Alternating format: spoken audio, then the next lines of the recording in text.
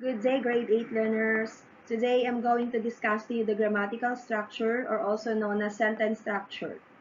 In grammar, sentence structure is the arrangement of words, phrases, and clauses in a sentence. Grammatical structure should always be in mind whenever you construct sentences. Let's begin to discuss some of the parts of speech that could help us in constructing clear and grammatically correct sentences. So the first part of speech is the nouns. Nouns are names of persons, places, things, animals, ideas, and events. So we can say that the key word to remember for nouns is names. So I have there the example. So for the name of a person, we have John. School for the name of a place. Table for the name of a thing. Dog for a name of an animal. Happiness for the name of idea. And anniversary for the name of an event. Okay, so aside from that, there are 7 kinds of nouns. We have the proper nouns, which gives specific or exact name. So, for example, we have Johnny. Johnny is a specific name of a man or a boy. Next is the common nouns. Common nouns is the opposite of proper nouns. So when we say common nouns, it gives general name. Okay, so I have there an example, which is boy. The third one is the mass nouns. Mass nouns are nouns that cannot be counted. Okay, so one of the examples is salt. We can also consider sugar as a mass noun. Next is the count nouns. Okay, the opposite of mass noun, wherein we can count. Okay, these are nouns that can be counted. So, for example, we have their table. Then, the fifth one is the concrete nouns. These nouns can be perceived by our senses. So, we can touch, we can see, we can hear, we can smell, and we can taste. So these are the concrete nouns that can be perceived by our senses. So one of the examples is the bus. Then the sixth kind of nouns is the abstract nouns. Okay, so abstract nouns are opposite of concrete nouns, wherein abstract nouns cannot be perceived by our 5 senses. We cannot see them, we cannot taste them, so on and so forth. So one of the examples is love. Then the last kind of nouns is the collective nouns. So collective nouns refer to a group of either persons or animals. So one of the examples of collective nouns is class. Okay, so there are 7 uses of nouns. The first one is the subject. Subject is either the one being talked about or the speaker. But in the case of noun, okay, when we say subject, the one being talked about. Example, Anna is beautiful. Anna is the subject of the sentence because Anna is the one being talked about. Anna is a noun because it is a specific name of a girl or a woman. Okay, so that's for subject. Next is for the direct object. Direct object appears with a transitive verb. A transitive verb is a verb that cannot stand on its own. It needs an object, which is a direct object, to complete the sentence. Also, a direct object answers the question who or what. Okay, for example, I bake a cake. I bake a cake. Okay, so the direct object there is cake. Why? Because it appears with a transitive verb, bake. Hey, if you're going to remove cake, I bake a cake. Remove a cake from the sentence. Okay, so we only have I bake. Is the sentence complete? I bake. So it is obviously that the sentence is incomplete. So it needs a direct object, which is a cake, to complete the sentence. Okay, I hope that you can understand what I'm trying to say. So again, a direct object appears with a transitive verb, a verb that cannot stand on its own. Okay, so I bake a cake. So bake there is a transitive verb because it cannot stand on its own. It needs an object, which is a cake, a direct object, to complete the sentence. And it answers the question, what, in direct object. So what did I bake? So the answer is a cake. So that's for direct object. Next is indirect object. Same thing with direct object. An indirect object appears also with a transitive verb. But this time, indirect object answers the question to whom or for whom. Okay? So, for example, I bake Lisa a cake. I bake Lisa a cake. So, I bake again is a transitive verb because if you're going to omit, if you're going to delete the part, Lisa a cake, so I bake is incomplete. So, you need an object to complete it. Okay, but this time we do have indirect object and also a direct object. Okay, so I bake Lisa a cake. What do you think is the indirect object? I bake Lisa a cake. If you answer Lisa, you are correct. Indirect object there is Lisa. Why? Because it answers the question to whom or for whom. For whom is the cake that you bake? It's for Lisa. So that's indirect object. Next is the object of the preposition. Okay, so I think this is one of the common uses of nouns aside from subject. An object of the preposition appears with a preposition. So later we're going to discuss preposition.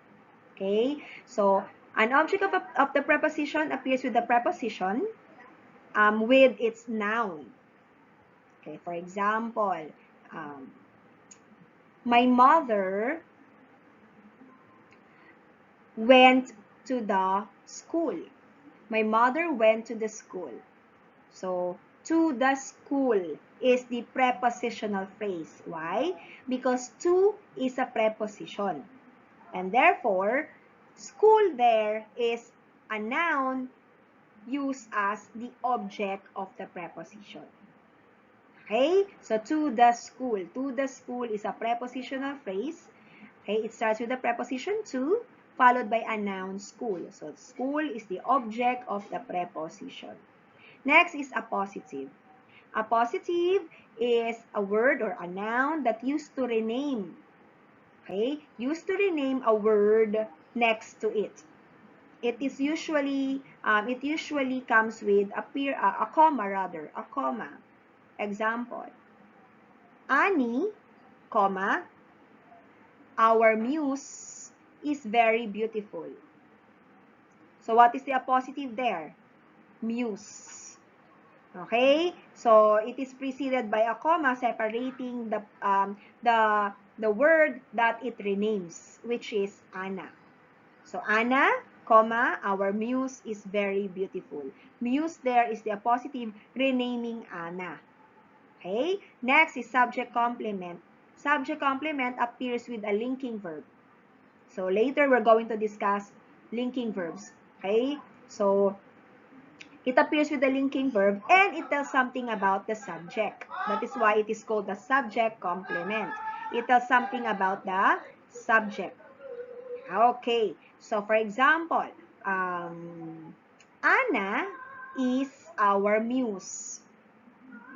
Anna is our muse. So, muse there, again, is the subject complement. But this time, it appears with the linking verb is. It does not have a comma, but it has a linking verb is. Anna is our muse. Muse is the subject complement because it appears with the linking verb is, and it tells something about the subject, which is Anna. So, that is subject complement. Okay, so we are now done with nouns. Now let's proceed on the second part of speech, which is the verbs. So verbs are words used to denote action, state, or occurrence, and form the main part of the predicate of a sentence. Okay, so verbs refer to either action words, linking verbs, or process. So when we say action words, these are words that denote action, like run, sing, cook, study, eat, jump, dance. So those are action words. And then a while ago, I also mentioned to you the transitive verb, okay, that we should use in our direct and indirect object, right, or objects. Okay, so action words, transitive verbs fall under action words. So a transitive verb must be an action word. Okay, so next is linking verbs. There are 17 linking verbs, but I'm about to give you the 5 most common linking verbs only, which are is, are, was, and were. Then the last one is the process. When we say process, we're talking about the tenses. There are many different tenses of verbs. We have the simple tenses, we have the progressive tenses, and we also have the perfect tenses. So, okay, so the third part of speech is the adjectives. So adjectives are words used to describe nouns or pronouns. So they are describing words. So examples are beautiful, smart, clean, messy, big, colorful. Okay, we can say that all sizes, okay, it's either large, medium, extra small, all colors, okay, all shapes, they all fall under adjectives. Okay, so I have here an example of a sentence. Julie is beautiful and smart. So the highlighted words are beautiful and smart, and they are both adjectives because they both describe the noun Julie. Okay, how did we know that it is a noun? Because Julie is a specific name of a girl. Okay, so that is a proper noun to be exact. So beautiful and smart are adjectives describing words that used to describe Julie. Okay? Now let's proceed on adverbs. Okay. So fourth part of speech. Adverbs are words used to modify verb, adjective, or another adverb. So the difference between adjectives and adverbs is in adjectives, it is used to modify or describe nouns or pronouns. Okay? So nouns or pronouns being described by the adjective, while adverbs modify verb, an action word, adjective, describing word that used to describe nouns or pronouns, or another adverb.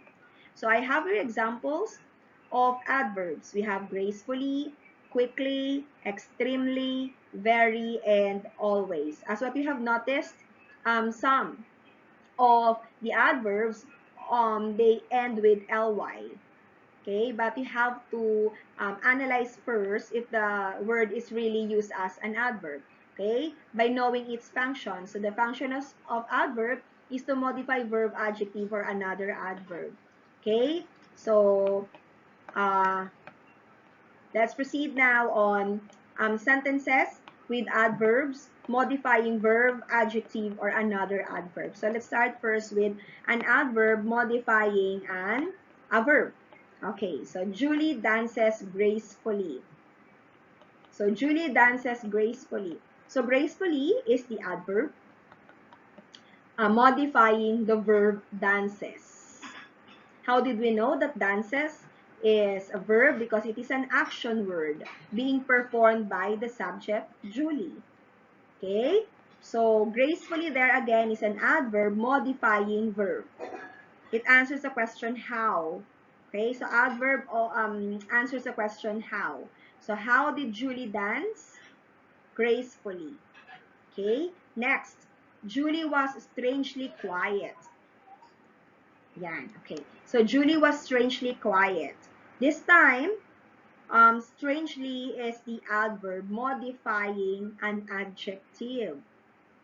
Okay. So, what do you think is the adjective here?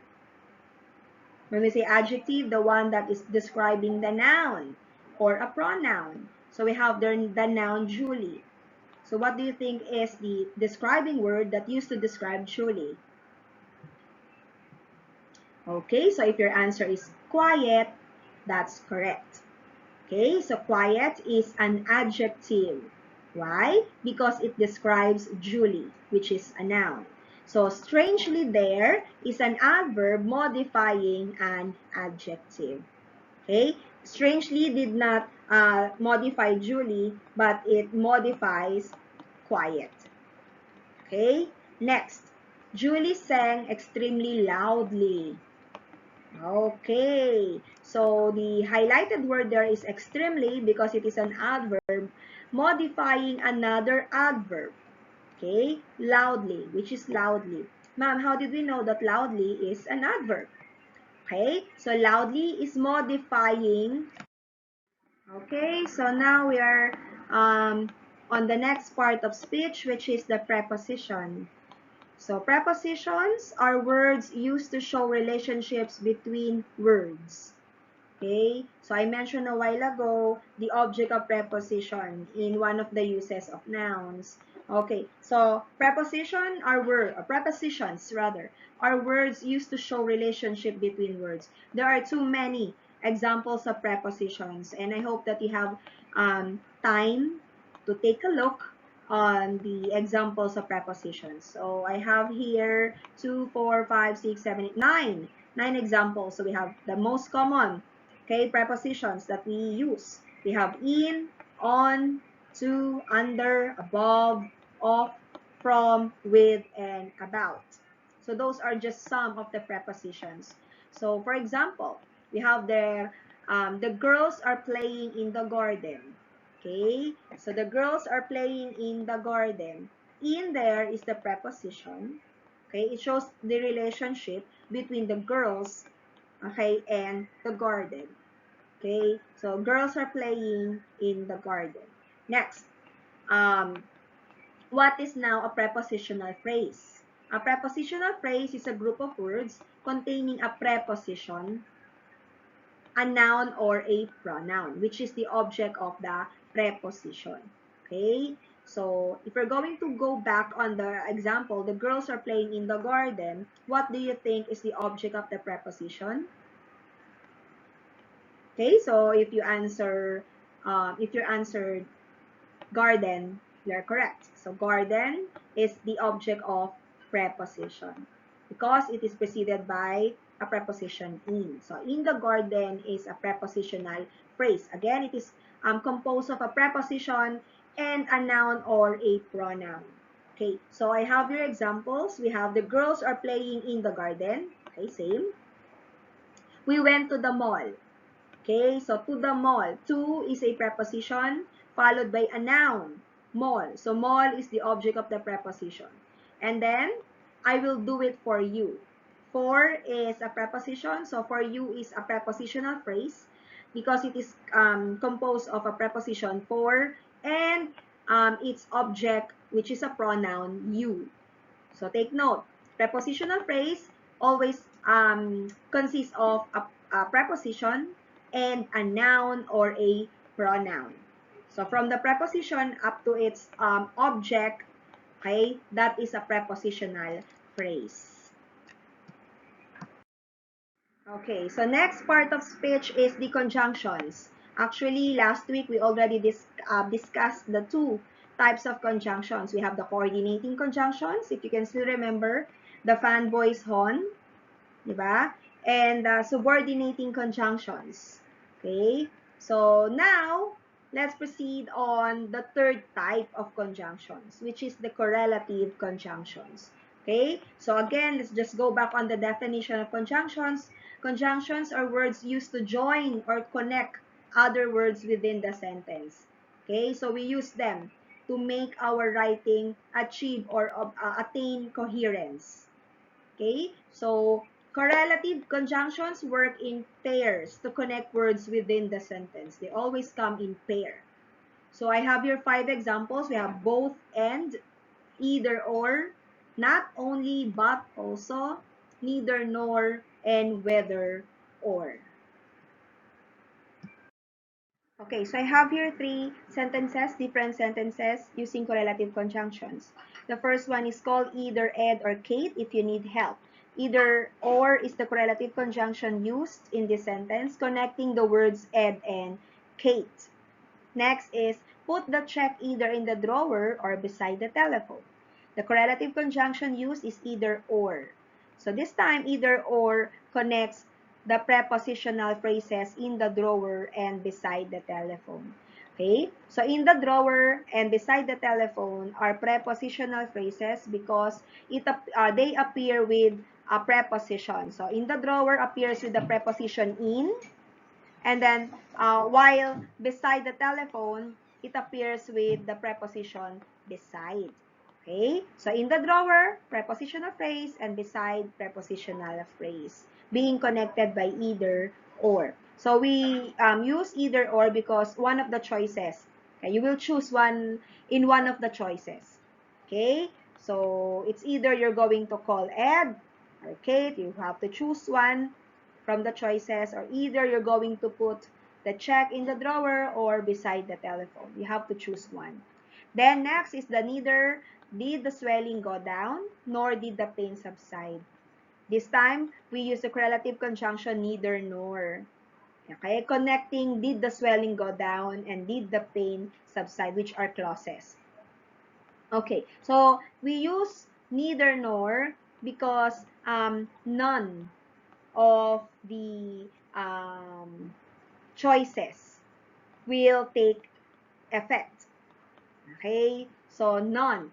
So, there's no swelling, okay, going down, and there's no pain subsiding. So, none of the given choices will happen.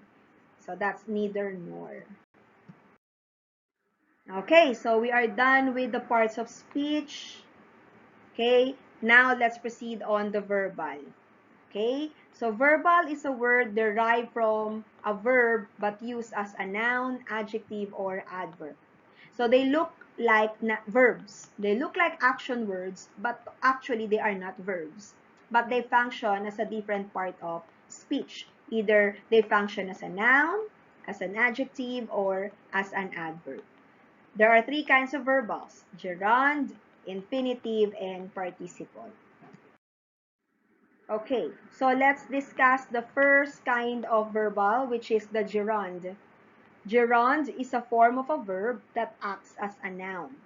It is a verb form that ends in ing. In short, gerund looks like an action verb.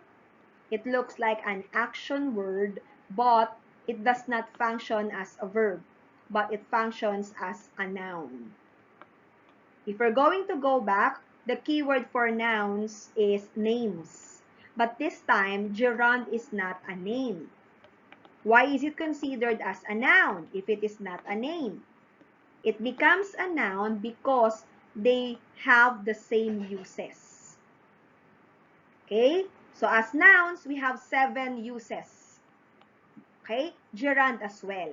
So gerund also has 7 uses. Same uses as nouns. Okay? That is why gerund is acting or functioning as a noun because they both have the same uses.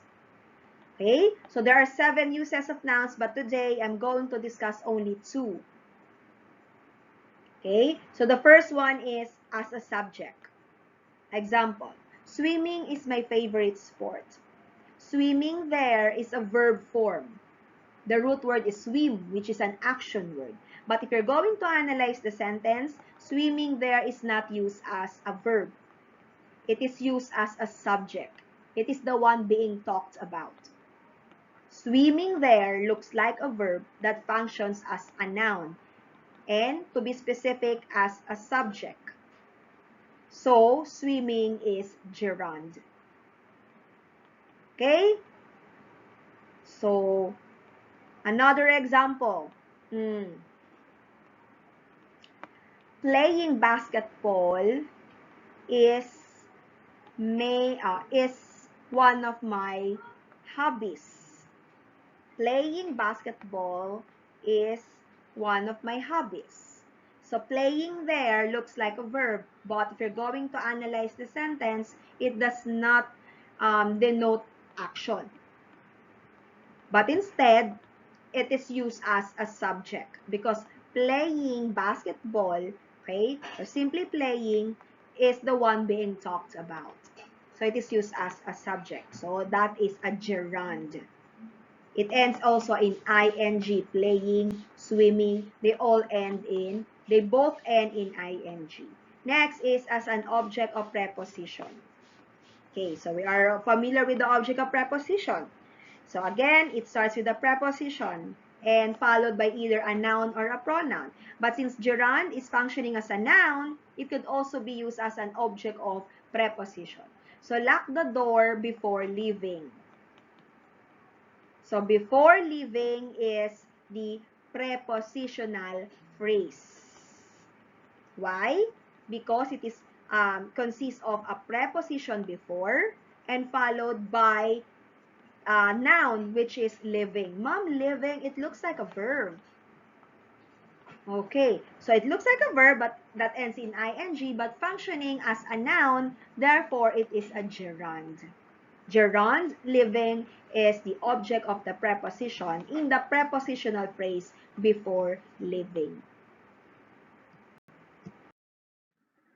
Okay, now let's proceed on the gerund phrase. By the way, I keep on saying phrases.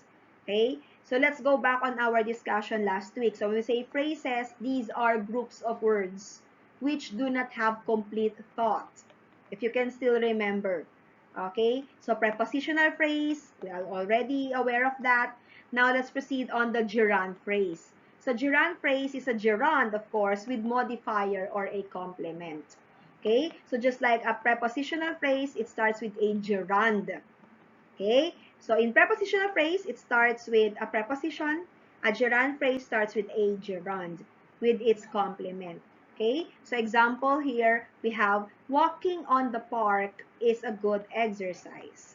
So walking, it looks like a verb that ends in ing but does not function as a verb because it is functioning as a subject. Right? It is functioning as a subject. Why? Because walking on the park is the one being talked about. Okay, so walking on the park is the subject. Walking is a gerund. Okay, so walking on the park is the gerund phrase. It is consists of the gerund walking and its complement or modifier on the park. Okay, next. I love watching Korean movies. Watching Korean movies is the gerund phrase. It is consists of gerund watching and its complement Korean movies. Watching Korean movies is the gerund phrase. Okay, and then we have the infinitive. Infinitive is a form of a verb that generally appears with the word to and acts as a noun, adjective, or an adverb. Okay, so the form, if in gerund, it is a verb form that ends in ing. In infinitive, we use the word to plus verb. For example, to run, to speak, to draw, to eat, to walk, to dance, so on and so forth. So infinitive consists of the word to plus verb. Take note of that. To plus verb. Okay, don't be confused. Okay, so if you have to plus noun, it is a prepositional phrase. Because to is also a preposition. It will become a prepositional phrase if to is being followed by a noun. To the mall. Okay? To the store. So, followed by a noun. While to, as infinitive, in infinitive, we use the word to plus verb. To plus verb equals infinitive. To plus noun equals prepositional phrase. Okay, so we are now at the last lesson of our grammatical structure, which is the infinitive phrase. Okay, so just like prepositional phrase and gerund phrase, an infinitive phrase starts with an infinitive to plus verb with modifiers. Examples. The student asked the librarian to send a catalog. To send, to plus verb is the infinitive, and therefore to send a catalog is the infinitive phrase because it is being followed by its modifier, a catalog. Okay, so again, to send the catalog is the infinitive phrase. Next, to learn new adventures is exciting. To learn new adventures is exciting. So to learn there is the infinitive because it consists of to plus verb Okay? And therefore, to learn new adventures is the infinitive phrase. It is consists of the infinitive to learn and its modifier, new adventures. And so that's it. So maybe you are asking, Ma'am, why are we studying sentence structure or grammatical structure? Why are we um, going back to the parts of speech, and why are we discussing the verbals? It is because they are all connected with our main lesson for this week. Okay, so instead of including these slides, this lesson, grammatical structure, in our proper lesson during our online class, I decided to take a video, okay, to at least save time. And if ever you have questions, okay, you can ask me during the online class. If you have any clarification or there's something that you don't understand about the lesson, you are free to ask questions during our online classes. Okay, so please listen, take down notes, and study, okay, this lesson, because again, they have something to do with our main lesson for this week. So that would be all. Thank you very much. Have a good day.